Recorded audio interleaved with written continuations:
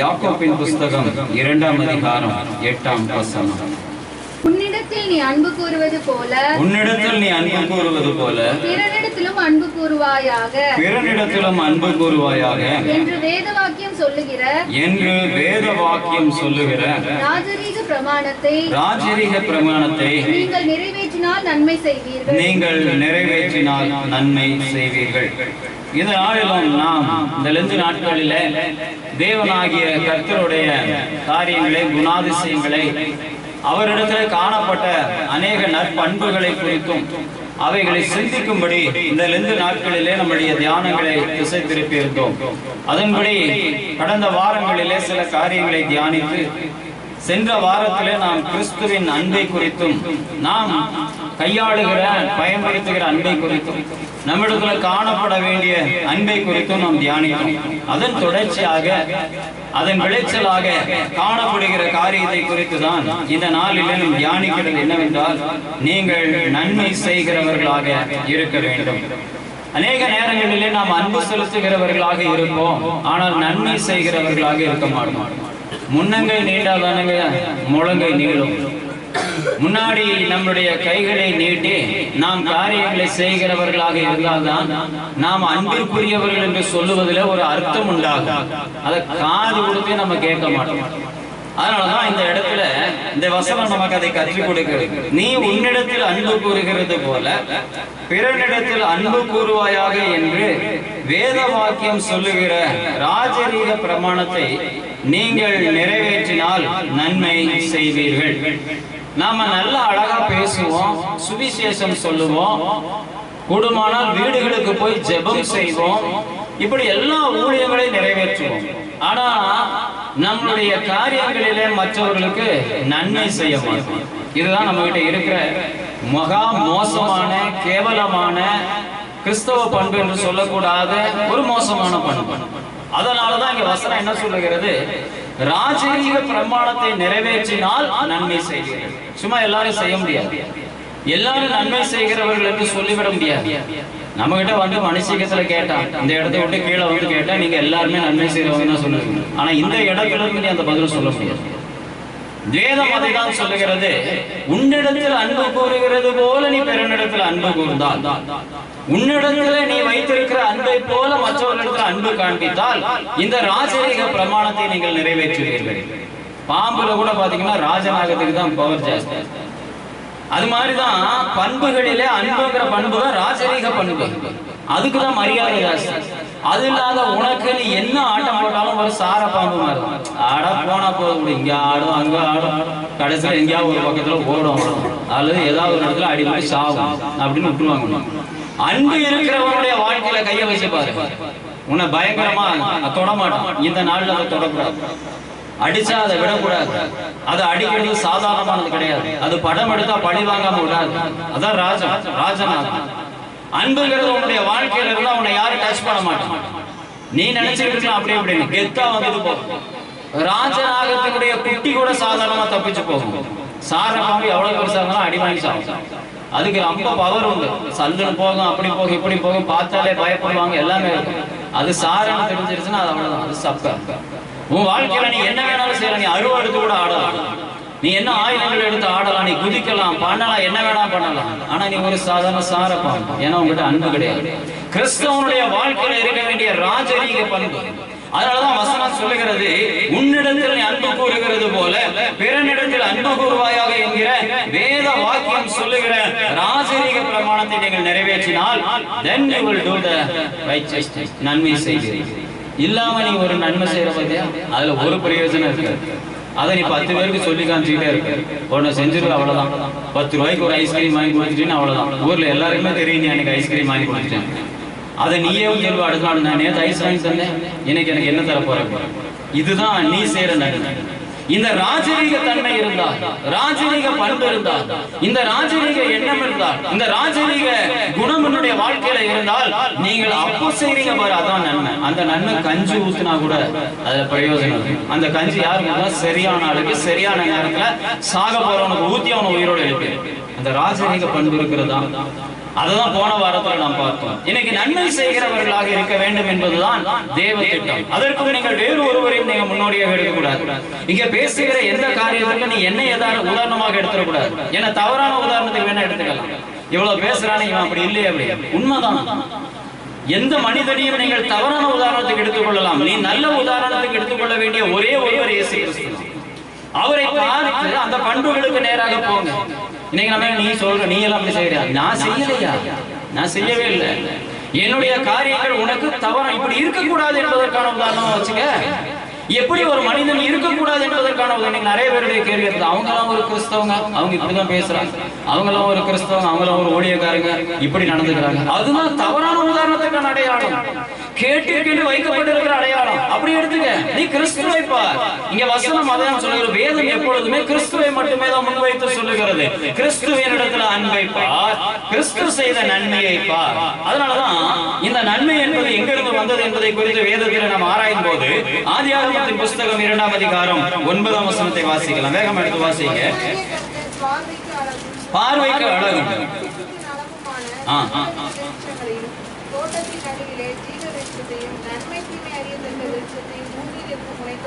நன்மை தீமை அறியத்தக்க விருட்சத்தையும் பூமியிலே முளைக்க பண்ணினான். Previously when the man was made, he was under the thing that he doesn't have any conscience. He was something like an animal. அவனுக்கு தேவையானதை மட்டும் அவன் தேடுகிறபடி அவனை ஒரு மிருகத்திலே மேன்மையான ஒரு பகுதியாக கர்த்தர் வைத்திருந்தார். ஆனாலும் சாயலிலே தேவ சாயலும் தேவ தூதர்களுக்கு மேல் அதிகாரமும் கொடுத்து தீமையானவைகளை சிந்திக்க கூடாதபடிக்கு அவனுடைய சிந்தைகளை முற்றிலும் பரிசுத்தமாக வைத்திருந்தார். ஆனால் நன்மை தீமை அறியத்தக்க கனியை அங்கு வைத்திருந்தார். When the man made an attempt to go and eat that fruit, he came to know which is good and which is bad. நன்மை தீமையை அறிகிற அறிவை மனிதன் பெற்றுக்கொண்டான் என்பதை முதலாவது அறிந்து கொள்ள வேண்டும். அதுவும் கீழ்ப்படியாமையினாலதான். உனக்கு கீழ்ப்படியாமைங்கிறது ஒண்ணு இருக்கிறதுனாலதான் நீ நன்மை செய்வதற்கு ரிஸ்க் எடுக்க வேண்டியிருக்கு. கீழ்ப்படுகிறவனாக இருந்தால் நீ செய்கிறதெல்லாம் என்னவா இருக்கும்? நன்மையாக தான் இருக்கும். சில ஜனங்களை பார்த்துருக்கேன். they will surrender the total thing to some other person. ஒரு ஊழியக்காரனாகவோ அல்லது யாரோ ஒருத்தர் எடுத்து அவங்களுடைய டோட்டல் திங்கை சரண்டர் பண்ணிடுவாங்க. அவங்க பார்த்தீங்கன்னா ரிலாக்ஸ்டா இருப்பாங்க. நீ சொன்ன நான் செஞ்சேன், நீ சொல்லலைன்னா நான் செஞ்சிருக்க மாட்டேன். இப்படி போயிருச்சுன்னா அதுதான் மனுஷனை உண்டாக்கின விதம். அதுல எங்கேயுமே நன்மை தீமையை பத்தி யோசிக்க வேண்டிய அவசியமே இல்லை. There is no risk, no gain. ஒண்ணுமே கிடையாது. அவன் வாடு அப்படியே ஜட மாதிரி போயிட்டு இருப்பான். அப்படிதான் ஆதாமை உருவாக்கி இருந்தார், அப்படிதான் ஏவாளை உருவாக்கி இருந்தார். But when the serpent came there, it gave an idea that you have to become something like a god. அப்படிதான் நிறைய காரியங்கள் உள்ள வரும். பட் என்ன செய்யணும்? அதே மண்ணு மாதிரி நீ இருந்துக்கணும். அதான் ஆதாமை எதிர்பார்த்த தேவன். அதை திரும்ப வாசிக்கலாம். 22ஆம் வசனத்தை வாசிங்க, 17ஆம் வசனத்தை வாசிங்க. ஆனாலும் நன்மை தீமை அறியத்தக்க விருட்சத்தின் கனியை புசிக்க வேண்டாம், அதை புசிக்கும் நாளில் சாகவே சாவா என்று கட்டளையிட்டார். அது ஆண்டவர் அழகாக சொல்லுகிறார். The person who leads the person, the God who leads the man, he told that if you go and taste that fruit, you will die on that day. அதுல ரெஸ்ட்ரிக்ஷன் இருக்கு, அதுல ஒரு தடை இருக்கிறது. அதை குறித்து கர்த்தர் அறிமுகம் செய்யாமலும் இருக்கவில்லை. அவனுக்கு தெரியாதுலப்பா, அவன் தெரியாம செஞ்சுட்டான். No, he gave an idea. You should not touch that fruit. அந்த பழத்தை தொடாத, அதை தொடும் நாளிலே நீ நன்மை அறிந்து கொள்வாய் என்று சொல்லல, சாவா என்று சொல்லிட்டார். இன்னைக்கு நிறைய நேரங்களில் நிறைய மனுஷர்கள் கெட்ட காரியத்தை செய்யற காரணம் என்ன தெரியுமா? They are taking their own decisions. அதான் காரணம். நீ காரியங்களை செய்ய ஆரம்பிச்சிட்டேனா ஒரு தேவ மனிதனிடத்துல, ஒரு ஊழியக்காரனிடத்துல அல்லது தேவனால் தெரிந்தெடுக்கப்பட்ட ஒரு நபரிடத்துல உன்னை ஒப்படைப்பாயானால், அவர்கள் சொல்லுகிறபடி உன் காரியங்களை செய்து கொண்டு போவாயானால், அந்த காரியத்துல உனக்கு அந்த ரிஸ்க் கிடையாது. ஏன் ரிஸ்க் கிடையாது? அது தவறா நடத்தப்பட்டால் தவறுக்கான பதில் அவன் சொல்லி ஆகும். அதனாலதான் நிறைய பேர் அந்த ஈஸி ட்ராக்கை செலக்ட் பண்றாங்க. ஒரு சிலர் அது எப்படி, எனக்கு தெரியாதா, எனக்கு புத்தி இல்லையா, எனக்கு ஞானம் இல்லையா, நான் பாத்துக்குவேன் பாரு, அப்படிதான் இவன் போய் பார்த்ததுல என்ன ஆச்சுன்னா, he went and took the thing by disobedience. கீழ்ப்படியாமையினாலே போய் தேட தொடாத என்று சொன்ன பழத்தை தொட்டதுனாலதான் இந்த அருமையான குணத்தை பெற்றுக்கொண்டான். வாசிக்கலாம் 3ஆம் அதிகாரம் 5ஆம் வசனம். ஆதியாகமம் 3ஆம் அதிகாரம் 5ஆம் வசனம். உங்கள் கண்கள் திறக்கப்படும் என்றும் நீங்கள் நன்மை தீமை அறிந்து தேவர்களைப் போல் இருப்பீர்கள் என்றும் தேவன் அறிவார் என்று. போதும். சாத்தான் வந்து அழகா சொல்லுகிறான். நிறைய நேரங்களில் நமக்கு ஆண்டவருடைய வார்த்தையை விட சாத்தானுடைய வார்த்தை தான் பிடிக்கும். ஆண்டவருடைய வார்த்தையை விட பூமியில் இருக்கிற மற்ற ஜனங்களுடைய வார்த்தைகள் தான் பிடிக்கும். பரிசுத்தத்தை விட நமக்கு அசுத்தம் தான் பிடிக்கும். அசுத்தம் என்ன ஆயிரும்னா உன்னை அப்படியே கேப்சர் பண்ணிடும். சென்ட் நீ எங்க அடிச்சிருக்க அங்க போய் மோந்து பார்த்தா தான் தெரியும். ஆனா நாத்தம் எங்க இருந்தாலும் உன் மூக்குக்கு வந்து சேர்ந்து. புரியுதா உங்களுக்கு? தீமையான காரியங்கள் எங்க இருந்தாலும் சரி, உன்னுடைய படிக்கிற இடத்துல இருந்தாலும் சரி, வேலை செய்யற இடத்துல எங்க இருந்தாலும் நாச்சமான விஷயம் உன்னை தேடி வந்து உன் மூக்கு அடைஞ்சிடும். ஆனா சென்ட் அடிச்சுட்டு ஒருத்தன் வந்திருந்தானா அவன் வந்து பக்கத்துல நின்று காமிச்சாதான் அப்பவும் நம்மள மோந்து பார்த்தாதான் தெரியும். அவ்வளவு சீக்கிரத்துல தெரியாது நல்ல காரியங்கள். அதனாலதான் இங்க வசனம் சொல்லுகிறது, சாத்தான் தேடி வந்து இவர்களிடத்துல சொல்லுகிறார், நீங்கள் புசிக்கும் நாளிலே உங்கள் கண்கள் திறக்கப்படும், நீங்கள் நன்மை தீமை அறிந்து தேவர்களை போல இருப்பீர்கள். When the man comes to know which is good and bad, he becomes equivalent to God. அதனாலதான் இன்னைக்கு உங்க பிள்ளைகளை பார்த்து நீங்க சாமின்னு கூப்பிடுறீங்க. எனக்கு ரொம்ப நாள் அதற்கான விடயம் தெரியவே இல்லை. இவ்வளவு கேவலமான இந்த வாலிப பிள்ளையை பார்த்து, இவ்வளவு கேவலமான இந்த காரியங்களை செய்கிற இந்த பிள்ளைகளை பார்த்து சாமின்னு எப்படி கூப்பிடுறாங்கன்னா, because they came to know which is good and bad. என் பிள்ளைகளுக்கு நல்லது கெட்டது தெரிஞ்சிருச்சுன்னா அவங்க சாமி தான். உன் பிள்ளைங்களுக்கு நல்லது கெட்டது தெரிஞ்சு கெட்டதவே சரியா நல்லா செய்ய ஆரம்பிச்சிட்டாங்கன்னா அவங்க பெரிய சாமி. அதனால இந்த வசனம் சொல்லுகிறது, when the people come to know which is good and bad, they are becoming equivalent to God. They are becoming equivalent to God. That's what the Satan says. It's true. ஏன் அது உண்மைன்னு சொல்றேன்னா, நீங்க அதே அதிகாரத்துல நீங்கள் 31ஆம் அதிகாரம் 19ஆம் வசனத்தை வாசிக்கலாம். லாபான் தன் ஆடுகளை மன்னிக்கவும் 31ஆம் வசனத்தை வாசிக்கலாம். யாக்கோபு லாபானுக்கு பிரதியுத்தரமாக, சாரி 22. பின்பு தேவனாகிய கர்த்தர், இதோ மனுஷன் நன்மை தீமை அறியத்தக்கவனாய் நம்மில் ஒருவனைப் போல ஆனான். போதும். அத பகுதியில் ஆண்டவர் சொல்லுகிறார். சாத்தான் சொன்னதை உறுதிப்படுத்துறாரு. சாத்தான் சொல்றான், நீங்க இதை சாப்பிடும் நாளிலே நீங்கள் நன்மை தீமை அறியத்தக்கவர்களாகி தேவர்களை போல ஆவீர்கள் என்று சொன்னான். அவன் பொய் சொல்லலப்பா. சாத்தான் வந்து வஞ்சகமா பேசுறது என்னமோ உண்மைதான். ஆனா சாத்தான் ஒரு காலம் பொய் சொல்லல. நம்மளை போல அவன் பொய் சொல்றவன் கிடையாது. நம்ம உடனே சாத்தான் மாதிரி பொய் சொல்ற மாதிரி சொல்லாதீங்க. அவன் உண்மையை சொல்லியிருக்கான். என்ன சொல்றான்? நீங்கள் தேவர்களை போல ஆவீர்கள் என்று சொன்னான். இங்கே ஆண்டவர் சொல்லுகிறார், அங்கே பின்பு தேவனாகிய கர்த்தர், இதோ மனுஷன் நன்மை தீமை அறியத்தக்கவனாய் நம்மில் ஒருவனை போல ஆனான். The God declared and finalizes that he is something becoming like God. நீ சொல்றதும் உண்மைதான், சாத்தான் சொன்னதும் உண்மைதான், ஆண்டவர் சொல்றதும் உண்மைதான். நீ உன் பிள்ளைகளை பார்த்து முற்றிலும் கேடானவைகளை செய்த உன் பிள்ளையை பார்த்து சாமின்னு சொல்றது உண்மைதான். Because they are equivalent to God. சாத்தான் சொன்னது உண்மைதான். நீ சாப்பிடும் போது நீ கடவுளை போல ஆவான்னு சொன்னது உண்மைதான். ஆண்டவர் சொல்லுகிறார், ஆயிட்டான். He became equivalent to God. எப்போ உனக்கு நன்மை தீமை அறியத்தக்க அறிவு வருகிறதோ நீ கடவுளுக்கு நிகராக உன்னை மாற்றிக் கொள்கிறது. ஆனா அது உனக்கு தேவையில்லைன்னு சொல்ற. புரியுதா? அதனாலதான் when a person becomes an obedient person to some superior powers, he becomes a normal and a righteous man. But when a man makes a thing or attempt to take which is good and bad, அவனை decide பண்ற நிலைமைக்கு வரும்போது அவன் கெட்டு போறான் தான். நன்மை தீமையை தெரிந்து கொள்ளும்படி நீ உன்னை முற்படுத்திக் கொள்ளும் போது நீ கெட்டு போகிறாய் என்று அர்த்தம். அதனாலதான் ஆண்டவர் சொல்றாரு, நன்மையவே செய். என்ன நன்மை செய்யணும்? தொடாதுன்னு சொன்னது தொடாத, அவ்வளவுதான் நன்மை மட்டும் தான் இருந்துச்சு. இப்ப நன்மை தீமை அறியத்தக்க அறிவு வந்தோம்னா அவனுக்கு என்ன எக்ஸ்ட்ரா வந்திருக்குன்னா தீமை மட்டும் தான் வந்திருக்கே தவிர நன்மை வரல. ஆல்ரெடி நன்மை இருந்ததாங்க. ஏதேனிலே நன்மை இருந்தது, நன்மையை விளைவித்துக் கொண்டு இருந்தது. வெள்ளியும் பொன்னும் உருவாகிற ஏதே தோட்டத்திற்குள்ள நதிகள் ஓடினது. நன்மையான சகல ஈவுகளையும் கர்த்தர் கொடுத்திருந்தார். நன்மையான கனிகளை கொடுத்திருந்தார். நல்லவைகளை எல்லாம் கொடுத்திருந்தார். நன்மையாய் தோன்றினது என்று சொல்லுகிறார். அது நல்லது என்று கண்டார். அது நல்லது என்று கண்டார். எல்லாத்தையும் நல்லதாக படைச்சிருந்தார். இப்ப புதுசா வந்தது என்னன்னா தீமை மட்டும். இப்ப நம்ம கிட்ட மீதி இருக்கிறது என்னன்னா அது மட்டும். புரியுதா? நம்ம கிட்ட மீதி இருக்கிறது என்ன? தீமை மட்டும். உனக்கு இப்ப நன்மை புதுசா தெரிய வேண்டிய அவசியம் கிடையாது. அவங்களுக்கு நல்லது கெட்டது தெரியற வயசு வந்துருச்சுங்க. இல்லப்பா, கெட்டது தெரியற வயசு வந்துருச்சு. அப்படி சொல்லி நல்லது already it is there. Everything is already which is made is good for the human. But what has come new? தீமை வந்திருக்கிறது. தீமை வந்திருக்கிறது. அதனாலதான் இங்க வசனம் சொல்லுகிறது, நன்மை செய்யப்படுங்கள். சங்கீதத்தின் புஸ்தகம் 13ஆம் சங்கீதம் 6ஆம் வசனத்தை வாசிக்கலாம். வேகமாக எடுத்து வாசிங்க. கர்த்தர் எனக்கு நன்மை செய்தபடியால் அவரை பாடுவேன். கர்த்தர் எனக்கு நன்மை செய்தபடியால் அவரை பாடுவேன் என்று சங்கீதக்காரன் சொல்கிறான். It's a character which was reflected from God. நன்மை செய். அவ்வளவுதான். இந்த வாரத்துல என்ன பிரசங்கம் கேட்ட இந்த ஒரு வார்த்தையாவது சொல்லு. இந்த ஒரு வாரத்து பிரசங்கத்தையாவது ஞாபகம் வச்சுக்கோ. சாகர வரைக்கும் கிறிஸ்தவ வாழ்க்கை நன்மை செய். Christianity is equivalent to do good, be good.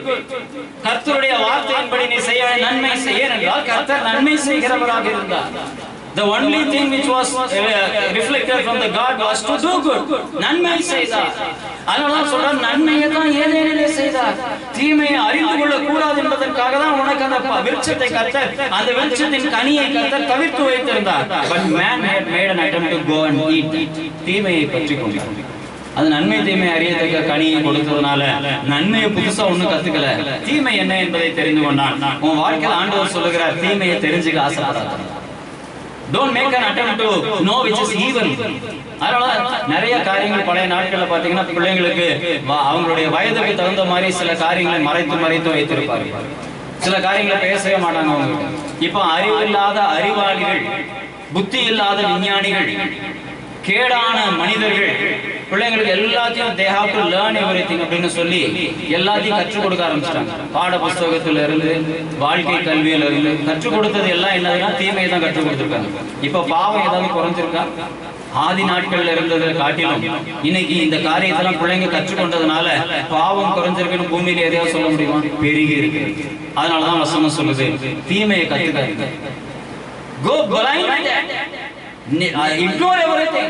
தீமையான காரியங்களை விட்டுட்டு நன்மையை மட்டுமே செய்யுங்க. நன்மையை மட்டுமே செய்யுங்க. நம்ம சாப்பிடுற விஷயத்துல எப்படி இருக்கிறோம்? சாப்பிடும் போது கெட்ட பொருள் எடுத்து கொஞ்சம் சேர்த்திக்குவோம். கெட்டது என்னன்னு எனக்கு தெரியணுங்கிறதுக்காக கெட்டு போன சோத்தை கொஞ்சம் அள்ளி சாப்பிட்டுட்டு ஒரு பக்கம் பிரியாணி சாப்பிடுவோம். அது மட்டும் நல்லதவே சாப்பிடும், நல்லதவே சாப்பிடும், சுத்தமாகவே சாப்பிடும். பாதி சோறு பிளேட்லயும் பாதி சோறு தரையிலையும் போட்டு திங்க. அப்படி செய்ய முடியலையே நம்மளால. Because we know that which is good only for the eating purpose. இங்க வசனம் சொல்லுது, வாழ்க்கை எப்படி இருக்கு? Something is bad. தீமையானவைகளை நீ தேட வேண்டிய அவசியம் இல்லை. நன்மை செய்கிறது தான் கர்த்தருடைய வேலை. அதுதான் மனுஷனிடத்துல கர்த்தர் எதிர்பார்க்கிறார். 31ஆம் சங்கீதம் 19ஆம் வசனத்தை வாசிக்கலாம். 31:19.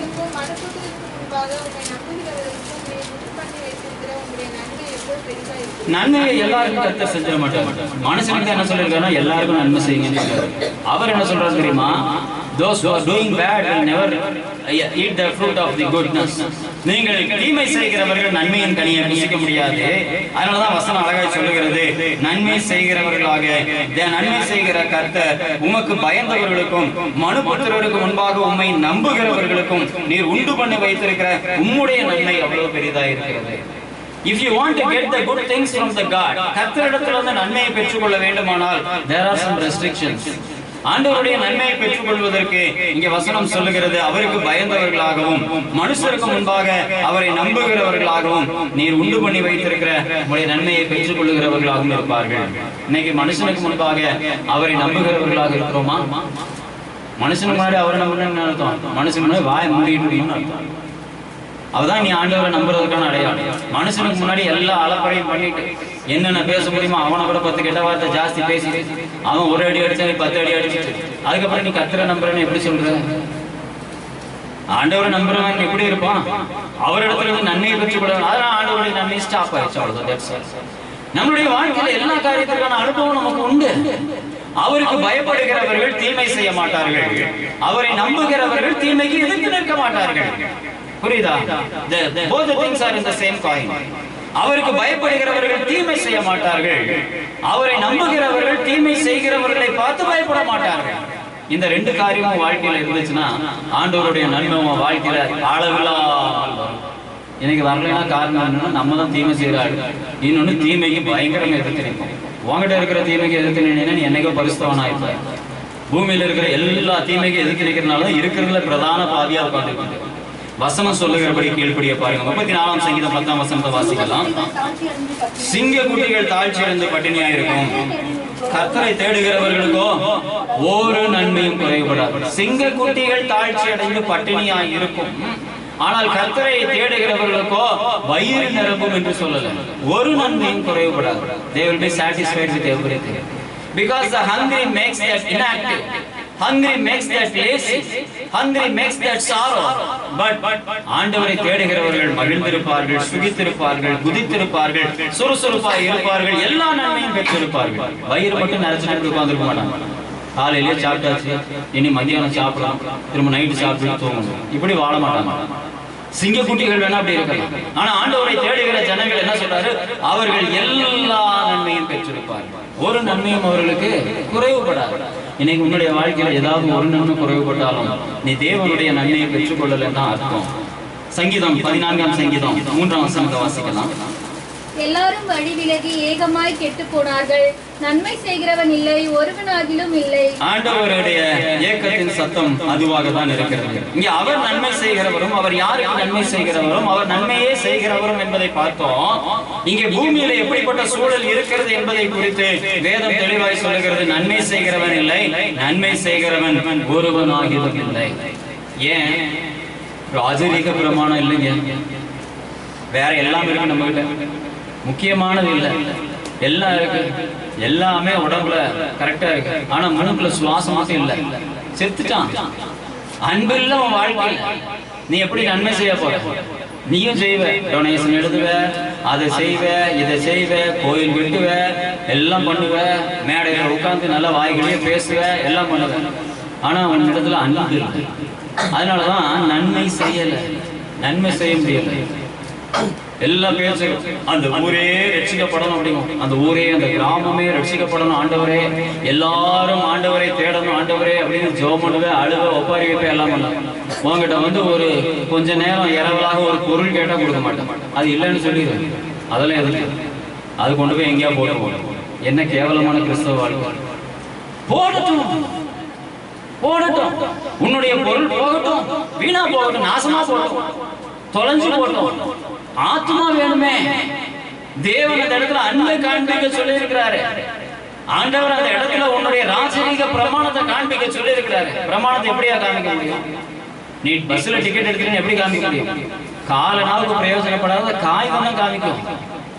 நீ கொடுத்திருப்ப 1000 ரூபாய் கொடுத்திருப்ப, 300 ரூபாய் கொடுத்து ஒரு டிக்கெட் எடுத்திருப்ப, அவன் 3 பைசா கூட பிரயோஜனப்படாத இத்து போன ஒரு பேப்பர்ல 300 போட்ட ஒரு டிக்கெட் கொடுத்துருப்பான். That will speak.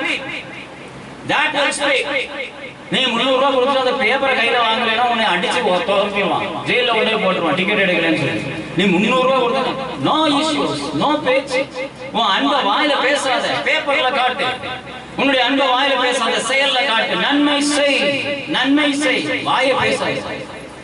நிறைய பேருடைய பேச்சு இருக்காரு. சில ஊழியக்காரர்களோட போன அனுபவம் எனக்கு. அந்த ஊழியம் பயங்கர பிரமாண்டமான ஊழியமா இருக்கும். எங்கெங்கயோ போய் ட்ராக்ஸ் கொடுப்பாங்க, ஏதோ கிராமங்களுக்கு போவாங்க, ஏதோ காரியத்தெல்லாம் செய்வாங்க. நான் ரொம்ப நாள் 2-3 வாரம் 10 நாள் 10 வாரம் பக்கமெல்லாம் அந்த ஊழியத்துக்கு போயிருக்கேன். கடைசியா ஒரு நாள் எனக்கு ஒரு கேள்வி, இது ஊழியத்துக்கு யார் தான் லீடர், யாரு தான் தலைவர்? அங்க பேசுறத கேட்டிருக்கேன். இவர் தான் அந்த ஊழியத்துடைய தலைவர், அந்த அண்ணன் அப்படி செய்வாரு, இப்படி செய்வாரு. யாரையா அந்த அண்ணன்? அவர் தான் கடைசி ஆளா அந்த ஊழியத்துல அந்த இடத்துல கீழே தரையில டோர் ஸ்டெப்ல வண்டியில உட்கார்ந்து வரக்கூடிய ஆள் இவரு தான். அவரு அதான் என் தாழ்மை. யாருமே தெரியாது. அன்பு இருந்ததுனால ஊழியம் நடக்குது. செலவுகள் அனைத்தும் அவருடையது, பிரயாசங்கள் அனைத்தும் அவருடையது, ஜெபங்கள் அனைத்தும் அவருடையது. அவர் இருக்கிற இடம் ஃபுட் போர்டு. உன் வாழ்க்கையில எங்க வந்திருக்கு? ஃபர்ஸ்ட் சீட், முதல் இடம். ஒரு சின்ன இம்மி எந்த விதமான டிஸ்டர்பன்ஸ் இல்லாம வேதம் சொல்லுது. ராஜரீக பிரமாணம் இல்லாம, ராஜரீக பிரமாணம் இல்லாத நீ, ராஜரீக பிரமாணம் இல்லாத நீ எப்படி கிறிஸ்தவனா இருக்கிற? எப்படி நீ நன்மை செய்யறன்னு சொல்ற? பொய் சொல்ற. நன்மை இல்ல உன் வாழ்க்கையில. நீ நன்மை செய்யல. நன்மை செயல்பாட்டிற்கு வர வேண்டிய காரியம். Give everything what you have. Supply whatever you have. The zero makes it to be filled again. Everything will be new. ரத்த தானம் பண்றவன் சொல்லுவான், ரத்த தானம் பண்ணிட்டியா? நீ எப்படி மெலிஞ்சு போய் எலும்பு தோல்மா எப்ப சாவரமா இருக்க? ஓடா இருக்கவன. இருக்கிற ரத்தத்தை தானம் பண்ணும்போது புதிய ரத்தம் கூறுகிறது. புதிய ரத்தம் என்னை இன்னும் சுறுசுறுப்பாக வச்சிருக்கும். நீ பிறந்ததுல இருந்து இதே ரத்தத்துல தான் வாழ்ற. இந்த ரத்தம் உனக்கு போறதும் கிடையாது. எங்கேயாவது ஆக்சிடென்ட் ஆகி போய் தொலைஞ்சா கூட வேற ரத்தமா ஏற்றலாம். இப்படியே திடகாத்திரமா இருக்கிறேன்னு நினைச்சு கடைசியில எல்லா வியாதிகளும் சாவ போறேன். உன்னுடைய வாழ்க்கை அப்படிதான் இருக்கு. ஒண்ணுமே பிரயோஜனம் கிடையாது. உன் பாக்கெட்ல இருக்கிற பணம், உன்னுடைய படிப்பு, உன்னுடைய பேங்க் பேலன்ஸ் எல்லாமே உனக்கு சாபக்கேடா இருக்கு. Leave everything, let it go. It will be refilled with a fresh one. எல்லாம் போட்டியா திரும்ப புதுசா நிறைய புதியவைகள் உருவாகும். அதனாலதான் ராஜரீக பிரமாணம் வேலை செய்யும். இந்த பிரமாணம் வேலை செய்வதற்கான ஒரே வழி நன்மை செய், நன்மை செய். நன்மை செய்கிறவன் ஒருவனும் இல்லை என்று வேதம் சொல்லுகிறது. You want to say that I am there, why should not you say me? நீ ஏன் என்னை சொல்லக்கூடாது என்று கேட்கிற கெட்சி யாருக்காவது இருக்கீங்க? எப்படியா சொல்ல போச்சு ஆண்டவர்? நன்மை செய்கிறவன் ஒருவனும் இல்லைன்னு சொல்லி நான் செய்யறது நன்மை இல்லையான்னு கேட்க உனக்கு அதிகாரம் இருக்கிறதா? அதுல மட்டும் தாழ்மை வச்சுக்க. ரொம்ப ஐயோ நான் ரொம்ப தாழ்மை, பொறுமை, கேவலம் ஒண்ணு இல்லாதெல்லாம் தாழ்மையில தான் இருக்கணும். ஒண்ணுமே இல்லாதவன் தாழ்மையா தான் இருக்கணும். இங்க பூமியில தான் ஒண்ணுமே இல்லாதவன் பெரிய டாட்டா பிர்லா மாதிரி பேசுவோம். ஒண்ணுமே இருக்காது, ஆனா எல்லாம் பெரிய ஆளா பேசுவோம். அந்த மாதிரி தான் நீ கிறிஸ்தவ வாழ்க்கையில பேசிட்டு இருக்க. அது எப்படி இருக்குன்னு பாத்து, உங்ககிட்ட 10 ரூபாய் கடன் வாங்க வந்தவன் பெரிய டாட்டா பிர்லா மாதிரி பேசினா அவனை பார்த்து எப்படி சிரிப்பியோ, அதே போலதான் உன்னுடைய நன்மையை பார்த்து ஆண்டவர் சிரித்துக் கொண்டு இருக்கிறார். கேவலமான வாழ்க்கை நன்மை செய். வேதம் அதை தான் நமக்கு கற்றுக் கொடுக்கிறது. ரோமரின் புஸ்தகம் 3ஆம் அதிகாரம் 12ஆம் வசனத்தை வாசிக்கலாம். வேகம் எடுத்து வாசிங்க. ரோமர் 3:12. எல்லோரும் மனிதர்கள் ஏகமாய் கெட்டுப் போனார்கள், நன்மை செய்கிறவன் இல்லை, ஒருவனாலும் இல்லை. புதிய ஏற்பாட்டிலும் அந்த காரியம் உறுதி செய்யப்படுகிறது. எல்லாரும் வழிவிலகி ஏகமாய் கெட்டு போனார்கள், நன்மை செய்கிறவன் இல்லை, நன்மை செய்கிறவன் ஒருவனாகிலும் இல்லை. What is the reason? ஏன் கெட்டு போனார்கள்? கெட்டு போனா எப்படி நன்மை செய்ய முடியும்? கெட்ட சோறு எப்படி நல்ல சோறு ஆக முடியும்? நீ கெட்டு போன சோத்தை எடுத்து பிரியாணி மசாலா உள்ள போட்டாலும் அது கெட்ட சோத்து பிரியாணி தான் அதுக்கு பேரு. அது பிரியாணி ஆயிடாது. அழி போனதான் என் வாழ்க்கையில. இவைகளை நீ எப்படி ஜோடனை பண்ணினாலும் அது பெருசாகாது. இது அப்புறப்படுத்தப்பட்டு புதியவைகள் உருவாக்கப்படும். அனைவரும் வழி விலகி ஏகமாய் கெட்டு போனார்கள், நன்மை செய்கிறவன் இல்லை, ஒருவனாகிலும் இல்லை. No one is there. உன் வாழ்க்கையில ஆண்டவர் இந்த வார்த்தையை சொல்வதற்கு இடமில்லாதபடிக்கு நீங்கள் இருக்க வேண்டும். சங்கீதம் 37ஆம் சங்கீதம் 3ஆம் வசனத்தை வாசிக்கலாம்.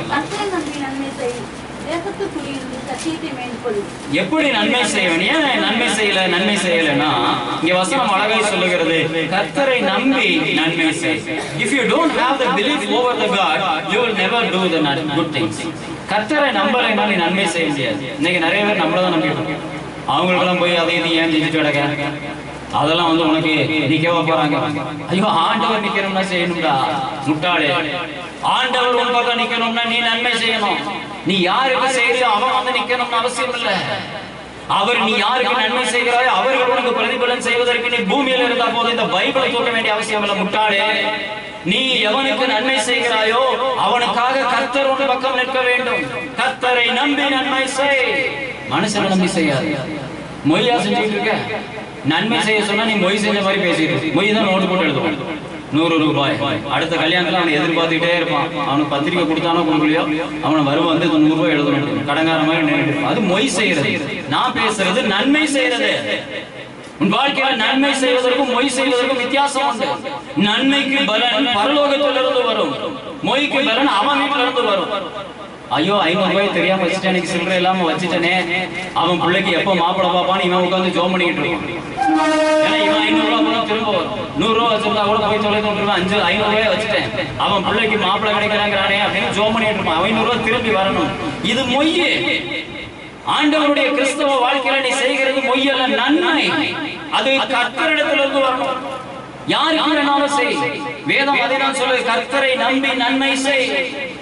கர்த்தரை நம்பி நன்மை செய். திரும்ப அந்த வசனத்தை வாசிங்க. கர்த்தரை நம்பி நன்மை செய், தேசத்தில் குடியிருந்து சத்தியத்தை மேய்ந்து கொள். தேசத்தில் குடியிருந்து சத்தியத்தை மேய்ந்து. இதுக்கு அதுக்கு என்னையா சம்பந்தம்? உன் காதுல ஏறாதுங்கிறதாலும் சொல்றேன். தேசத்துல உட்கார்ந்து நன்மையை மேய்ந்து கண்டனம் தின்னுகிட்டு இருக்காது. கண்டனம் சொல்றதை கேட்காது. சத்தியத்தை மேய்ந்து கொள்னு சொல்றாரு. சத்தியம் என்ன சொல்லுதோ அதை கேளு, அப்பதான் நன்மை செய்யும். அது எது பெரிய அறிவாளி விஞ்ஞானின்னு சொல்லலாம். எல்லாம் செஞ்சு பார்த்துட்டேங்க, ஒன்னும் பிரயோஜனம் இல்லை. என்ன பிரயோஜனம்? ராஜரிக பிரமாணம் இல்லாம எதையா செஞ்சுட்டு நாசமா போயிருப்போம். அன்பு இல்லாம நீ எதை செஞ்சாலும் நாசமா தான் போயிருப்போம். ராஜரிக பிரமாணத்தோட செஞ்சு பாரு, கர்த்தர் உன் பட்சத்தில் இருப்பார். எந்த நன்மையும் வீண் போகாது என்பதை அறிந்து கொள். அநேக காரியங்களை தியானிக்க உண்டு, ஆனாலும் நேரமின்மையின் காரணமாக சில காரியங்களை நாம் வாசித்து முடிக்கலாம். சங்கீதங்களின் புஸ்தகம் 36ஆம் சங்கீதம் 3ஆம் வசனத்தை வாசிக்கலாம்.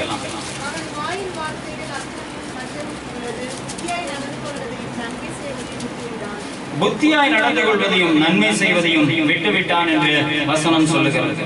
ஏன் கர்த்தர் நன்மை செய்கிறவன் இல்லை என்று சொல்லுகிறார்னா, இங்க வசனம் தெளிவாய் சொல்லுகிறது, அவனுடைய காரியத்தில் நன்மை இல்லை. அவன் வாயின் வார்த்தைகளில் அக்கிரமமும் வஞ்சகமும் உள்ளது.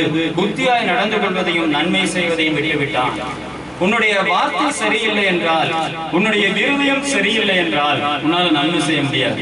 அதனாலதான் பாப்பான், ஆமா அவனுக்கு செஞ்ச என்ன பண்றது, நேத்தனை அப்படி பேசிட்டாங்க, நேத்து அப்படி பேசணும்னு தாண்டா செய்யணும், நேத்து அவனுக்கு எனக்கு கேடு உண்டாக்கிட்டான், அவனுக்கு தான் செய்யும், நேத்து எனக்கு இப்படிப்பட்ட நஷ்டத்தை உண்டு, அவனுக்கு தான் செய்யும். அதனாலதான் இங்க வசனம் சொல்லுகிறது, ராஜரீக பிரமாணம் இருக்கணும். ராஜரீக பிரமாணம் இல்லைன்னா இதெல்லாம் வேலை செய்யாது. உனக்குள்ள இருக்கிற எல்லா கெட்ட கிருமிகளும் எந்திரிச்சு அது எல்லாம் சேர்ந்து உன்னதான் கொள்ளும். அது அவனை ஒண்ணும் செய்யாது. கிறிஸ்தவனுடைய வாழ்க்கையில இருக்கிற எல்லா கெட்ட குணத்தையும் நல்லா பார்த்துக்க. அது வந்து கொரோனா கிருமி மாதிரி கிருமிகள். அது முதல்ல உன்னதான் கொள்ளும். உனக்குள்ள இருக்கிற எதுவும் யாரையும் கொள்ளாது. உன்னுடைய பொறாமை உன்னை கொள்ளும், உன் பெருமை உன்னை கொள்ளும், உன்னுடைய வஞ்சகம் உன்னை கொள்ளும், உன்னுடைய இருமாப்பும் உன்னை கொள்ளும், உன்னுடைய காரியங்கள் எல்லாம் உன்னதான் கொள்ளும். அது உன்னுடைய கிருமி. இது யாரையும் கொள்ளாது. காத்திருக்காத வேஸ்ட். அதுக்கு பதிலாக என்ன சொல்றேன்னா, இந்த காரியத்துல ட்ரீட்மெண்ட் எடுத்துட்டு, இந்த காரியங்கள் எல்லாவற்றையும் ட்ரீட்மெண்ட் எடுத்துட்டு மற்றவனை கொல்லத்தக்க ஒரே வல்லமை உள்ள நன்மை செய்து அன்பை காண்பித்து ஒன்னு அவனை திருத்தும் அல்லது அவனை தொலைச்சோம். இங்க வசனம் அதைதான் சொல்லுகிறது. ராஜரீக பிரமாணத்திற்கு வாங்க. அந்த ராஜரீக பிரமாணமாகிய அன்பு உன்னுடைய வாழ்க்கையில் இருக்கும்போது அதை வெளிப்படுத்துகிற ஒரே வழி நன்மை செய், நன்மை செய், நன்மை செய், எல்லா விதத்திலும் நன்மை செய், நன்மை செய்ய பழகு. வேதம் அதை தான் கற்றுக் கொடுக்கிறது. கடைசியாக கலாத்தியர் 6ஆம் அதிகாரம் 9ஆம் வசனத்தை வாசிக்கலாம். கலாத்தியர் 6ஆம் அதிகாரம் 9ஆம் வசனம்.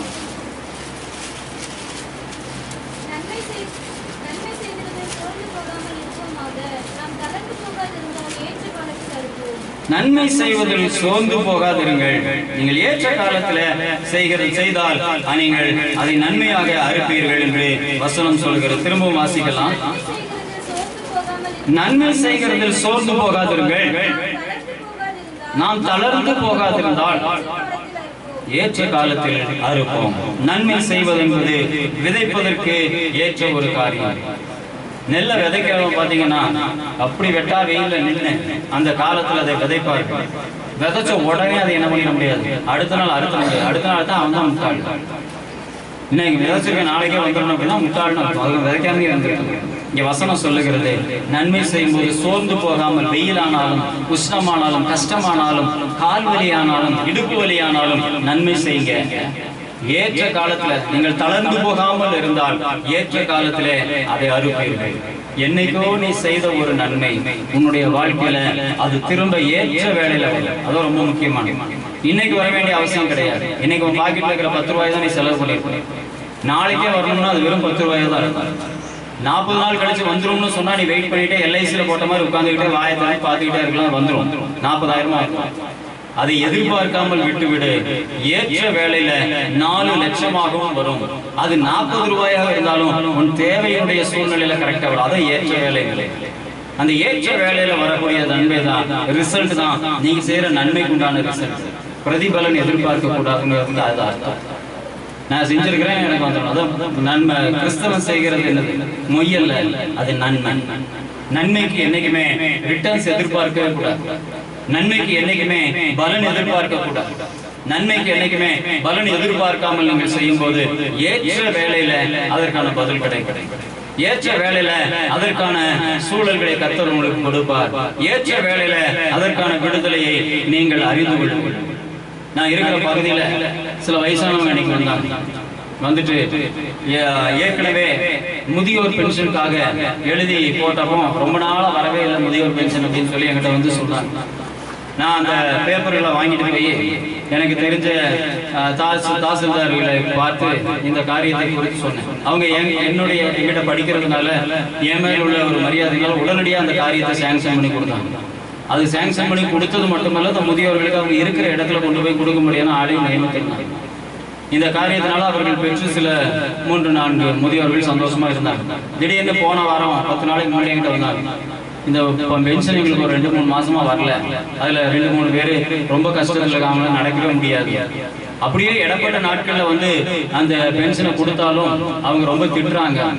நான் சரி அவங்களை பொறுத்த வரைக்கும் எனக்கு ஏதோ பெரிய பவர் இருக்கிற மாதிரியும் சொன்னோன்னு நடக்கும்னு நினைச்சிட்டு வந்து சொன்னாங்க. நானும் போய் சரின்னு சொல்லி அந்த காரியத்தை கேட்டேன். உடனே அவங்க எல்லாரும் ஒரு 4-5 முதியோர்கள் அவங்களுடைய ஆதார் கார்டெல்லாம் எடுத்துட்டு வந்து என்கிட்ட கொடுத்தாங்க. அது என் டேபிள்லேயே தான் இருந்தது. ஒரு 2 நாள் 3 நாள் கழிச்சு திரும்ப வந்தாங்க. பரவாயில்லன்னு கையெடுத்து கும்பிட்டுட்டு நீங்க சொன்னதுனால அவங்க வந்து உடனடியாக அந்த பென்ஷன் எல்லாம் கொடுத்துட்டாங்க.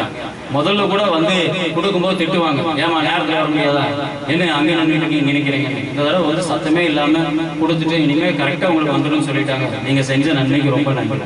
இந்த தடவை ஒண்ணுமே செய்யல. ஆனா அந்த தடவை செய்த ஒரு காரியத்திற்காக இந்த தடவை அவர்கள் என்னை பெரிய ஏதோ செல்வாக்கு படைத்த ஆள் போல நினைச்சிட்டாங்க. அந்த பேப்பர் என்ன என்கிட்ட ஆக நீ ஒரு நேரத்துல செய்கிற ஒரு சின்ன நன்மை உன்னை ஏற்ற வேளையில உனக்கு அந்த காரியத்தினுடைய பலனை கொடுக்கும். தேவனாகிய கர்த்தர் உன்னுடைய வாழ்க்கையில செய்கிற காரியத்துக்கு ரிட்டர்ன்ஸ் எதிர்பார்க்க கூடாது. அவங்க வந்து என்ன கையெடுத்து கொடுத்து நான் தான் பெரிய ஆளு அப்படின்னு மதிக்கணும்னு அவசியமே கிடையாது. அந்த காரியத்தை தேவனாகிய கர்த்தர் ஒரு காலம் நம்ம இடத்துல விரும்புவதில்லை. ஆனா செயல்படாமலேயே அதற்கான பதிலை கொண்டு வருவார் கர்த்தர். நீங்க நினைக்கிறது உன்னுடைய வாழ்க்கையில ஒரு டைம் நீ ரிஸ்க் எடுக்க தான் செய்யணும். மற்றவர்களுக்காக உனக்கு ஆண்டவர் வண்டி கொடுத்திருக்கிறாரு, நல்ல கால் கொடுத்திருக்கிறாரு, சாகாம உயிர் கொடுத்திருக்கிறாரு, உன்னை கொண்டு போய் அந்த இடத்துல நிறுத்துவதற்கான சூழல்களை கர்த்தர் கொடுத்திருக்கிறாரு. ஒரு 2 பேப்பரை கொண்டு போய் கொடுத்து அவர்களுக்காக நீ சொல்ற 2 வார்த்தை, இவைகளை கர்த்தர் மதிக்கிறார். ஒரு காரியமும் செய்யாம ஜட்டம் மாதிரி உட்கார்ந்து இருந்தோம்னா நம்மளுடைய வாழ்க்கையில எல்லா நாளும் நம்மளும் யாராயிட்டாவது பேப்பர் தூக்கிட்டு போற கண்டிஷன் தான் ஆண்டவர் வைப்பார். செயல்படு. உன் வாழ்க்கையில நன்மை செய். எல்லா காரியத்தையும் என்ன முடியுதோ அதை செய். என்ன காரியம் முடியுதோ செய். பூரா வச்சு சேலையை அடிக்கிட்டு இன்னொரு பீரோ வாங்குறதுக்காக ஜோம் பண்ணாங்க. இந்த பீரோல இருக்கிற சேலையை பூரா எடுத்து யாருக்காவது காலி பண்ணிட்டு ஆண்டவரே இந்த பீரோவை காலி பண்ணதுக்காக ஸ்தோத்திரம்னு ஜோம் பண்ணும். புது சேலைகளால நினைப்பார். ஏன்னா உன் புத்திய ஆண்டவரால மாற்ற முடியாது. நீ எப்போ பாரு புது சேலைக்கு ஆசைப்படுற ஒரு கேவலமான மனுஷனா. உன்னை தேவன் அந்த காரியத்திலிருந்து விடுதலை ஆக்கிறதை விட இந்த பழைய சேலைகளை காலி பண்றதாவது ஒரு புண்ணியமா போகும். நன்மை செய். இந்த காரியங்கள்ல கர்த்தர் நமக்கு கற்றுக் கொடுக்கிறதா நன்மை செய்ய. ஆனா சும்மா செய்ய முடியாது. ராஜரீக பிரமாணம் இருக்கும்போது தான் நீ அதை செய்ய முடியும். கர்த்தர் அதை தான் நமக்கு கற்றுக் கொடுக்கிறார்.